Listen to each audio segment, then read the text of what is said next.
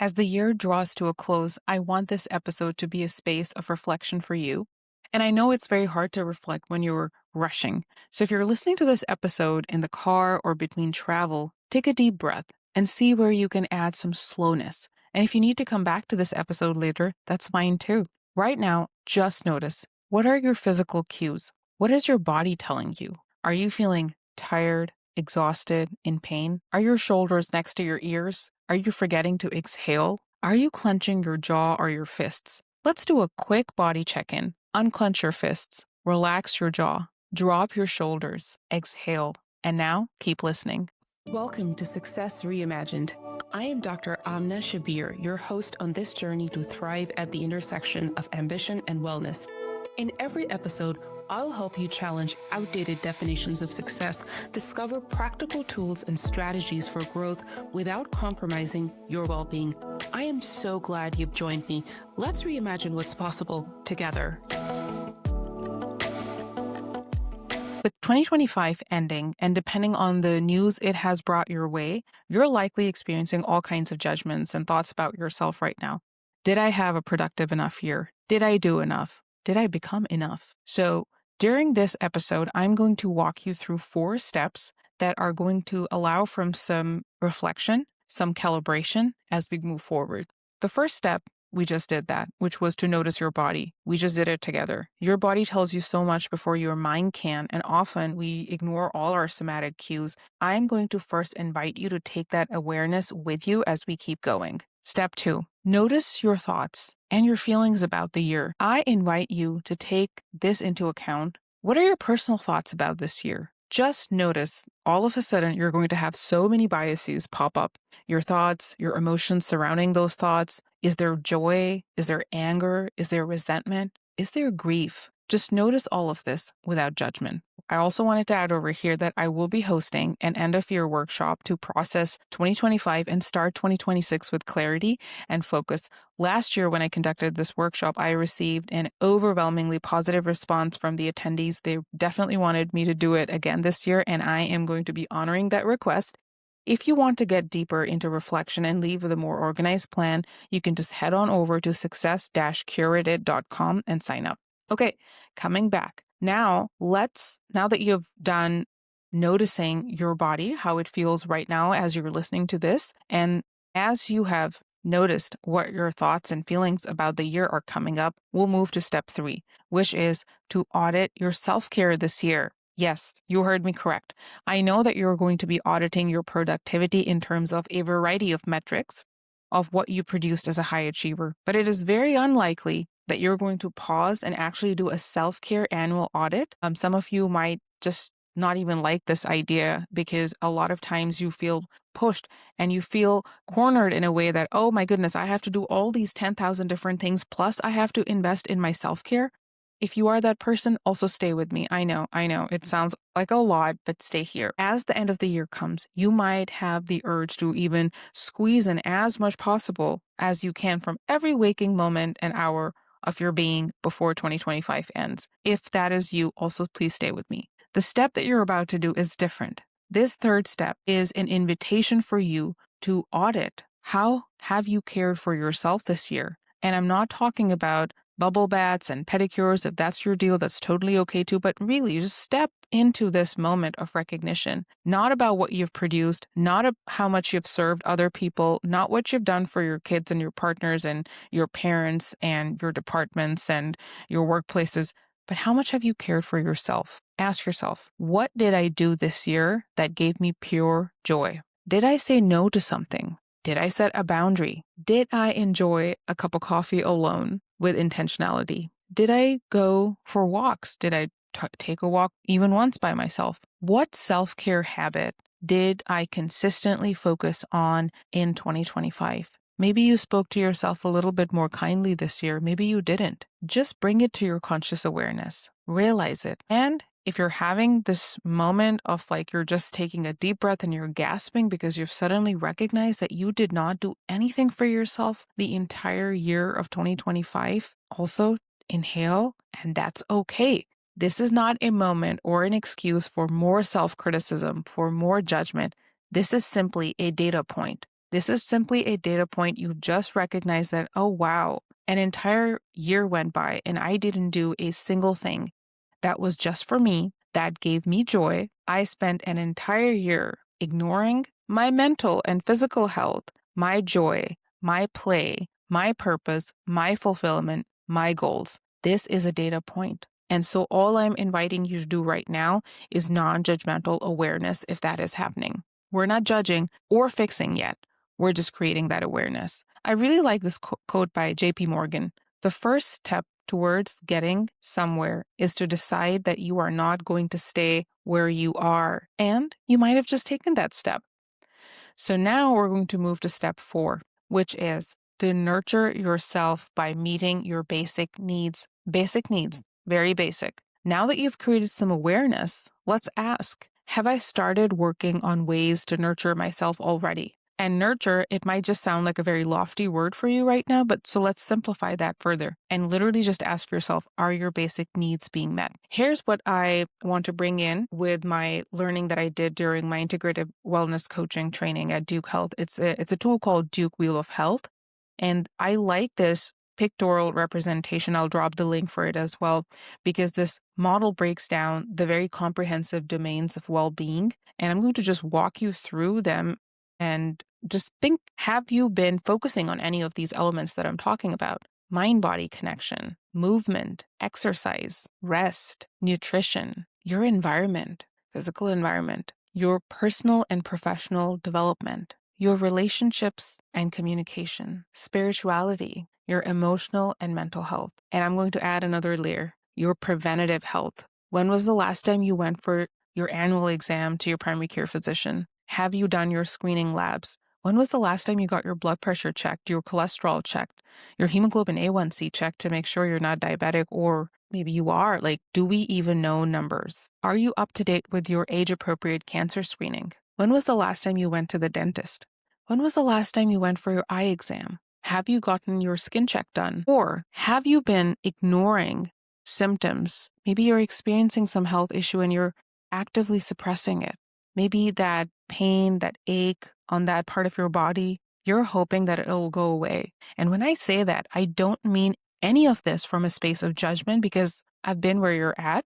If you are actively hiding and ignoring all of this because life seems so busy right now that you don't have time for yourself, this is that exact moment of recognition. If you've been looking for a sign, this is your sign. I'll share honestly, when I was in extremely busy full-time medical practice, and also then I went from full-time medical practice to medical training again, I completely ignored my own health. And no, being a doctor did not make me a better patient. I didn't value my health at all, like I valued everyone else's health, my patient's health, my peers' health, my family's health, my children's health. Like, I would make everyone else's appointments but my own. And I struggled 4 years because of that neglect afterwards. I did. I neglected my own health. I ignored my physical signs and symptoms. And now we're at year 4, and I am still struggling while actively investing on what happened to me when I ignored it for a very long time. So I'm still living with the residual physical side effects of stress and ignoring the symptoms that I had at that time, let alone go for preventive care. And this is why this reflection matters as this year comes to a close, that if you have not even gone to your physician, your healthcare team for your basic needs, that is part of your self-care plan. The cost of ignoring that can be very magnanimous, and I don't wish that for you or for anyone. So step away and take audit. Take into account. I'm going to share 2 more favorite quotes. One is by George Eliot. It is never too late to be what you might have been. It is never too late to be what you might have been. The second is by Karen Lamb. A year from now, you may wish you had started today. Just think of that. What if you took that next step? And as just a reminder, if you wanted to double click and get deeper on this very topic of closing 2025, starting 2026 with clarity and confidence, I'm going to cover a lot of that deeper in a more structured way and helping you create your goals for the upcoming year in the workshop. You're going to find a link for that where you're listening to this. And also you can head on over to success-curated.com for that. we're not going to be doing fleeting New Year resolutions. We're going to be having a more grounded, realistic, compassionate approach to creating goals that can actually be and things that actually matter. After I recorded this complete episode, I realized that I should probably share some personal reflections of my own audit from 2026. So I'm coming back to this recording and you'll see me looking a little different if you're watching the video. So I'm going to share some examples of how this year in 2025, what did I do for my own self-care in hopes that you might find it helpful. So the first thing is I have said no to so many opportunities this year, so many wonderful opportunities. And I think it was the hardest thing saying no to incredible humans that I know are really nice people. It's the hardest to set boundaries or say no, for me at least. When someone on the other side is extremely polite, extremely nice, you know that they mean well, and the cause that they're trying to put in front of you for collaboration or a project that they're bringing to you is actually wonderful. Like there's nothing wrong with the project, but the space that you find yourself in life, it's not the right time because there's only one of you and you cannot do everything that is being brought close to you by other humans, even if those humans are incredible. And so I had to say no, and I had to say no a lot, and I had to get better at saying no. And I'm not the only one who's saying no. I also heard a lot of no's. So it wasn't just Amna saying no. It was getting to that point where saying no and getting comfortable and learning all the different ways in which you can say no. And that was an act that really was challenging for me, especially because this year, for some reason, it was a lot of really wonderful and lovely humans who I, in other times, at another moment in my life, would love to work with, but this was just not the right year for me. So I had to say no for my own self care. And sharing this, if you too struggle saying no to really nice people, that's okay, that's normal, but you have to remind yourself this is all about saying yes to the right thing. And when you are saying yes out of obligation or fear, you are going to resent this later. So saying no was a really critical self-care strategy. And for all the people that said no collaborations or projects or things that I reached out for, I want to thank you because when you said no, and for especially for the ones that said no in really compassionate ways, you actually gave me language and you helped me learn and you helped me grow. And that's such a great and beautiful space to be in. So that was strategy number one that I implemented in 2025. Okay, second strategy, I'm looking at my notes that I had jotted down right before recording, was I did leave a role in my clinical work, and it's a bit of a vulnerable share for me, was I had to leave a clinical role that no longer was serving me. In fact, was causing me a lot of moral injury. It was not burnout because the group that I was working with was amazing, phenomenal humans. It's just caring for older adults in the traditional healthcare system does incur its own brand of moral injury. And I had to take my own medicine when I realized that this role no longer is bringing me joy and it's really draining me more than I would like it to. Of course, if you're sitting in your car and you cry every time you round seeing your patients, it's a lot. More to come on this on future episodes. This is not me stepping away from medicine completely, but just shifting gears. And that was really difficult because I do not identify as a quitter, and that part of me comes back again, raging, anytime I have to make a transition, specifically when it comes to clinical medicine. But at this time, I have stepped away from my clinical role, and that was another thing that I had to do for my self-care. It was not easy. I love all my patients and I really want to advocate for them, but it was becoming a lot. And I also loved all my colleagues. They're incredible humans and they're continuing to practice wonderfully in the local community. But yes, traditional medicine and caring for older adults in nursing homes and rehab facilities can take a big toll on your mental health, especially when you know the care that your patients deserve, but you're unable to provide them. So at this time, I am leaning more in my entrepreneurial ventures, caring for my clients, my coaching clients, talking about sustainable well-being, and being here for you, and continuing to show up in ways that are different. But yes, so I had to do that. I had to do that this year for my self-care. Okay, The third thing that I did was truly recognizing what a blessing my health is. When you're healthy and you wake up every day and you're able to go through your day without any struggles or troubles, you start taking your health for granted. But in 2025, I did have some health challenges come up. And these health challenges again reminded me of what a blessing it is to have your health, because when you're healthy, then you can have all these other dreams and goals. But when you're hurting and you're in pain, or you're worried that there's something more serious that's going on, all the other things, they just get put away. And the same is when you're in caregiving roles, when there's a loved one who's suffering. And that's why my heart always goes out to anyone who is in that extremely challenging position as a caregiver. So this year, step 3 that I had to take was truly recognize that I had to lean into my health and the importance of my health. And so stepping back a little bit, I had been working with my personal trainer for a very long time. But at the end of 2024, I thought that, you know what? I know my exercise routines. I know what to do. I can just do it myself. So we took a pause, but then it quickly became apparent to me that without the accountability and the structure that my personal trainer was bringing for me, and I know that I'm tremendously privileged to have had the opportunity to work with one, but also recognizing that I'm consciously investing and consciously choosing to make this decision for my life with the resources that I have. I mean, there are all these other things that I could do, but I choose to invest in people that can help me take my health and my well-being, mental, physical performance to the next level. And my personal trainer, Gwen, is amazing. And she's an incredible part of that team. She's a very critical part of that team.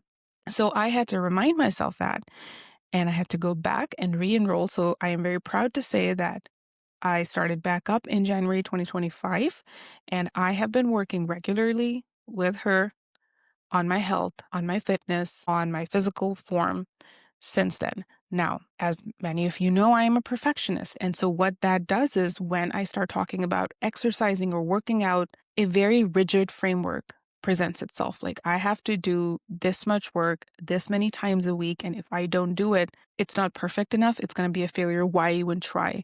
And so, one of the things that Gwen has helped me with just by being there is this accountability and also realizing that micro actions matter. So although I've been working out since January, that does not mean that every week has looked the same. And when summer happened, we took a pause in the middle when we're traveling for summer, doing things with the kids. So realizing that we're human beings and realizing that I am a human being has really helped me stay consistent with my exercise routine. So for me, that was a critical part of my self-care for 2025. And I really want to invite you again. I know I've talked a little bit earlier about stopping and pausing and asking yourself, when was your last annual physical? Have you gone for your age appropriate cancer screening? Have you gone for other tests and interventions that you should take at this age? And I know none of this is intended for medical advice, but I truly and genuinely leaned into that for myself this year, partially because I consciously wanted to, and partially because I was forced to. So that was my physical health was a very critical part of my self-care journey for 2025. Okay. Number 4 for me was my social media hygiene. How am I deciding to show up on social media platforms, on different platforms? How much time am I investing? How much of my personal energy am I investing? And I love connecting with everyone and really talking about perfectionism. And whenever I give a talk surrounding perfectionism or sustainable success and well-being or some other topic, I love it when you reach out to me. And of course, launching this podcast was such an honor, such a journey, and I've loved the engagement. But I had to have intentionality surrounding my social media hygiene. What am I consuming and what am I putting out? And so for me, I had to unfollow certain people, and then I had to start following certain people because they were putting out amazing things that I wanted to surround myself in. But I really integrate that as a really important part of my self-care strategy is recognizing what is the material that I'm consuming and how much am I consuming. And so next year, my social media engagement might look a little different. So this year, again, being very intentional and being very intentional about taking breaks, going completely offline, whether that was from social media, whether that was from any kind of other online sources, just screens. I've also tried to incorporate that, especially when I was traveling this year. I was offline and I was just not there. And then during that week, of course, my brain was thinking, oh, the algorithm needs your posts to be scheduled and the algorithm needs your podcast to go out. I took a break both from the podcast being published as well as me having scheduled posts because I'm trying to show up as honestly as I can. So if I'm offline, I want it to look like I'm offline and not really that I'm online. I don't know if that makes sense. It doesn't need to be the same for you, but just being consciously aware of what are you consuming and how much time you're spending consuming that and how are you showing up. And when I say showing up, part of that is this, like this podcast recording is a great example because part of it was recorded on one day and part of it is recorded on another day when I felt like just sharing all these examples of self-care to you. And I really truly want to show up in all the forms that I embody. There are days that I look different. There are days that I look more put together than other. But the important and critical part is to actually share the message. So inviting you also to sort of step back and ask yourself, where does social media fall into my self-care strategy for this year? Okay. After that, I would say 5 was recognizing the 5th thing that I did this year for my self-care was recognizing the importance of dedicated time for reflection in my life. When my life feels chaotic and I feel very overwhelmed, I have to carve out specific time in which I can sit and I can journal and I can process and I can organize. Usually I do this in parts. I do a lot of that myself and then I'll do a lot of that with the help of my coach. And so I realized that that space on my calendar was not going to magically create itself. And I have embedded reflection times into my calendar. Of course, being an entrepreneur allows me that flexibility to do that to myself. But I also, when I was in full-time medical practice, had started incorporating reflection activities at the weekend, in the evening, in places and pockets where I could find. I could always make an argument that I don't have time for reflection, but reflection is the one thing that allows me the ability to slow down when everything feels like it's moving at 1,000 miles per hour and truly recognize, well, what am I doing right now? What am I doing for me? What am I doing for my family? What am I doing for my business? So embedded reflection is such a big gift that I given myself. Number 6, and I really think this was one of the biggest things that I intentionally put into my self-care routine for 2025, which was the gift of creating clarity surrounding my goals, goal clarity, and then guarding that clarity. These are 2 separate things, and I'll explain why. In my opinion, clarity is an iterative process. So it can seem fleeting, like you finally got the clarity, and especially if you are in the land of perfectionism and identify as a perfectionist, to feel that you have deep clarity, you have had to map out every possible variable and outcome that you can think of. Like you need to know what's going to happen. And if that doesn't happen, then what's going to happen. So you have to have plan A, B, and C, and so on. And that can be very depleting and exhausting, and also then sets in that analysis paralysis where you just don't even feel like you want to start. So that's why I call it creating clarity surrounding my goals and then guarding it. Now, how did I create this? I sought help. That was really important for me. So I invested in my team. I know I mentioned my coach earlier.